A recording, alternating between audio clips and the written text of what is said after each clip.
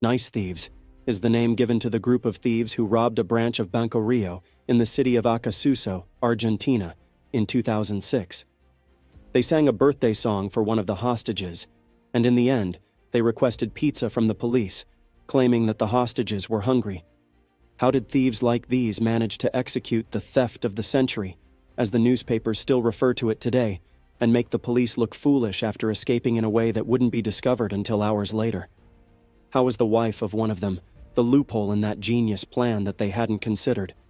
Follow the story to uncover more details. First, let's get to know the members of this operation. We have Fernando Araujo, who plays the role of the leader and mastermind of the operation. There's Sebastian Bolster, one of Fernando's friends, included in the plan due to his extensive experience in mechanics, and we'll refer to him as the engineer. The plan required significant funding, so Beto de la Torre stepped in to fill this gap as the financier. There's also Luis Silanes, of Uruguayan origin, a man with a criminal record. He possesses a convincing speaking style and a charming, cunning personality. Additionally, we have two individuals whose identities remain mysterious and have not been revealed to this day. The first is the doctor, who introduced Fernando to the right people for this operation, acting as a coordinator. The second is the child, who joined at the end of the operation as the driver of the car. The whole story began when Fernando visited his psychiatrist, but this visit was unlike any other. He expressed a destructive desire and a thought that haunted him constantly: his desire to steal a bank. His doctor looked at him in astonishment and asked, "Do you need money?" Fernando replied, "No, I am an artist, and I want to create art that everyone can see. I am sure that I will pull off the best bank robbery." The doctor dismissed Fernando's strange thoughts, considering it a phase influenced by certain substances he had been experimenting with. Maybe this is just a phase, and he will get over it. Fernando was scouring the streets of the city looking for a bank to target, and he chose a branch of Banco Rio in the city of Acasuso, Buenos Aires. Here, the outlines of his robbery plan began to take shape as he watched all the documentaries and movies about bank robberies, determined to learn from the mistakes of previous thieves. What caught his attention every time he walked the streets surrounding the desired bank were the sewer grates that were spaced 10 meters apart. Fernando followed these grates to discover their endpoint, which flowed into a valley 150 meters away from the bank. This is where the brilliant idea was born: to rob the bank using sewer tunnels. After a while, he wanted to convince his friend, Engineer Sebastian, to join his plan, but he was hesitant. However, an old incident influenced him, as he witnessed the collapse of the Argentine banking system, causing his father to lose all his savings with no compensation from the state. Thus, Engineer Sebastian decided to avenge his father, despite having no experience in theft. The two began planning together, visiting the sewers periodically to measure distances and identify the tools needed to dig the tunnel connecting the sewers to the bank. This is when the third member, the financier Beto, joined them, followed by the aggressive Luis to increase the physical strength needed for the digging process. However, they faced another problem. They needed the bank's blueprints to make accurate calculations for digging the tunnel. After some time, the violent Luis returned with those plans in hand, and no one knows yet how he managed to obtain them.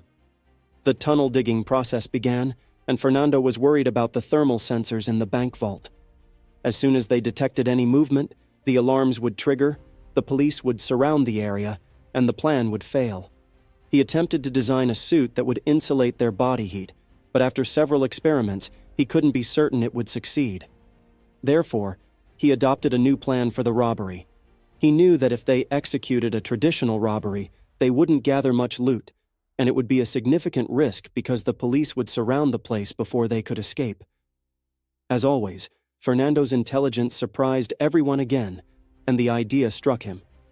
Why don't we combine both methods? Everyone was amazed at the genius of the idea. In this scenario, they wouldn't need to worry about the thermal sensors, and the police wouldn't be able to apprehend them.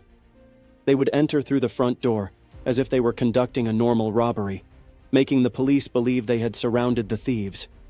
Meanwhile, the real robbery would be happening in secret in the bank vault, and they would escape through the tunnel without raising any suspicions. Everything was set, the tunnel was ready, and the entry and exit plan was completed. However, one obstacle remained.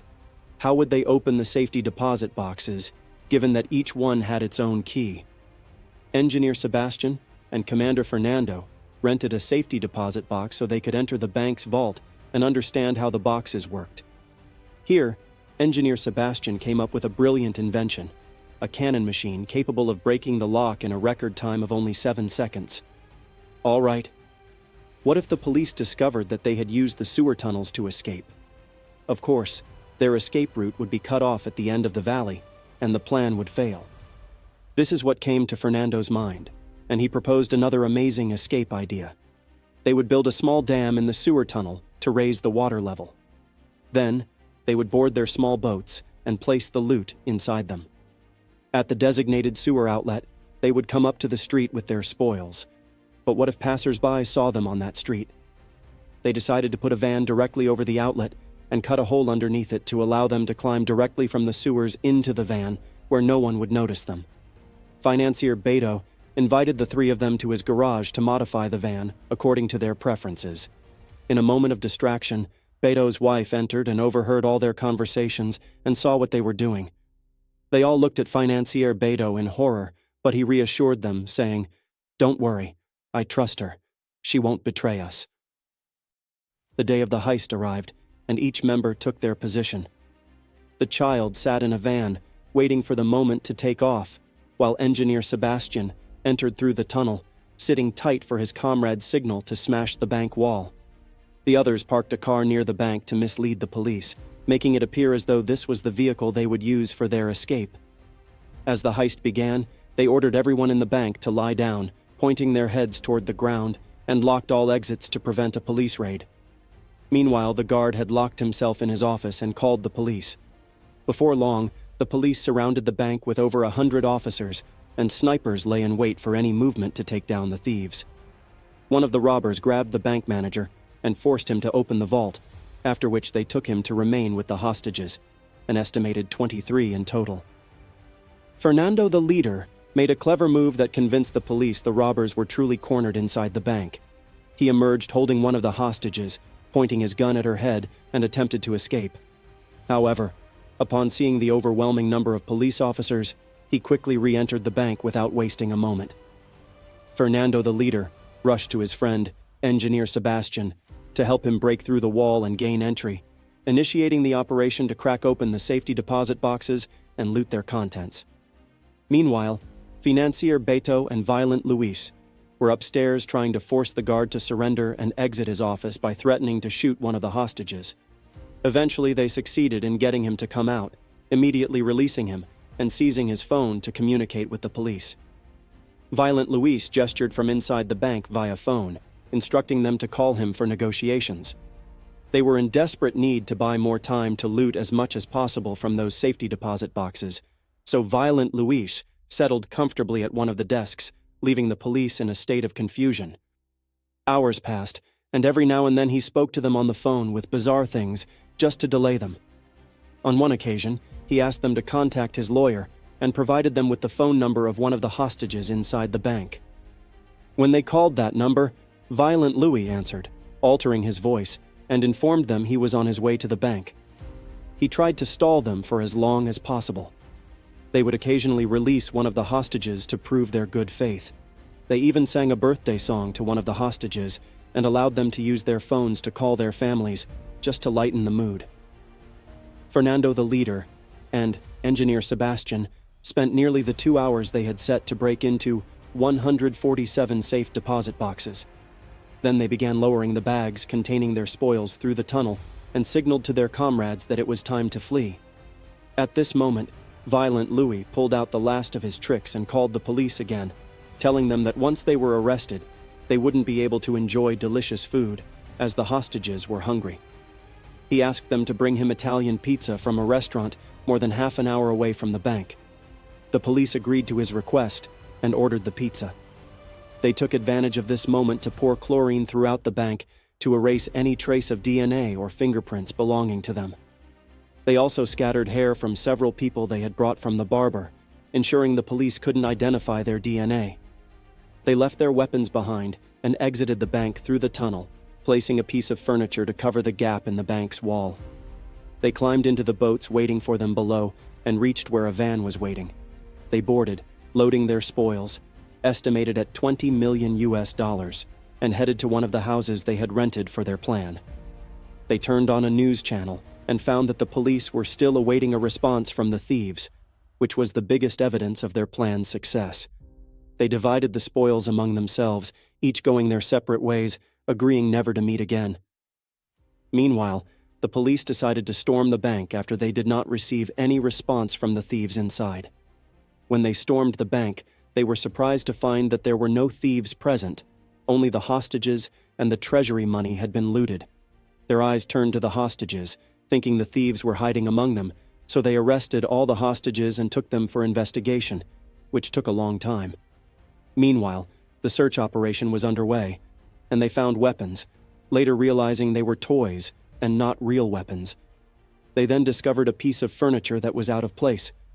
When they removed it, they uncovered that the thieves had escaped through a tunnel. The surprise was that there was a bomb at that gap in the wall, requiring the calling in of a specialized team in explosives. More time was wasted, only to find out that it was a toy plastic bomb. Indeed, these thieves mocked the Argentine police. This way, they managed to escape with their wealth without leaving the police with any leads. They even glued their hands to avoid leaving fingerprints. It was truly a genius plan. In the following days, Fernando the leader distributed the bank credit cards they found among their loot on several streets in the city. Every time someone found one, they went to use it, allowing the police to capture them, all to further mislead. After some time, Beto the financier entered the house and was surprised to find a package of money missing. He went directly to his wife and asked her about it. She told him that she was the one who took the money. A quarrel ensued between them, as she shouldn't have taken such a large amount so that people wouldn't suspect him. He demanded that she return the money, but she refused. Beto collected his money and left the house to hide it.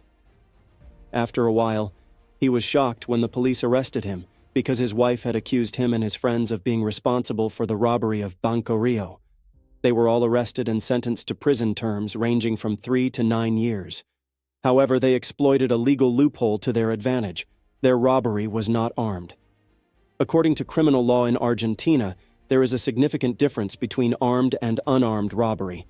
They did not serve their full sentences in prison and were released, returning to their money, which the Argentine authorities could not locate.